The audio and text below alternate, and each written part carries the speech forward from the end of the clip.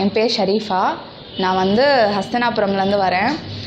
எனக்கு வந்து ஒரு 2 months பேக் வந்து கையோட கீழ்ப்பகுதி வந்து எலும்பு வந்து ஏர் கிராக்லாம் இல்லை, நல்லாவே பிரேக் ஆகிடுச்சு. ஸோ நாங்கள் வீட்டு பக்கத்தில் இருக்க ஹாஸ்பிட்டல்லே வந்து எக்ஸ்ரே எடுத்து பார்த்துட்டு அதுக்கப்புறம் அவங்க அது நார்மலாக எல்லா ஹாஸ்பிட்டலில் சொல்கிற மாதிரி ஆப்ரேட் பண்ணணும் அப்படி இப்படின்னு சொன்னாங்க. ஸோ நான் எந்த பெயின் கில்லர்ஸ் கூட எடுக்கல, டேரெக்டாக ஒரு 11:30 சம்திங் இருக்கும் சண்டே. அந்த டைம் வந்து இங்கே கால் பண்ணி கேட்டோம் டாக்டர்ஸ் இருக்காங்களான்னு சொல்லிட்டு. ஸோ இருக்கிறாங்கன்னொடனே வந்து பார்த்த உடனே அவங்க வந்து கட்டு போட ஆரம்பித்தாங்க. ஸோ எனக்கு வந்து 2 months கட்டு போட்டிருந்தாங்க.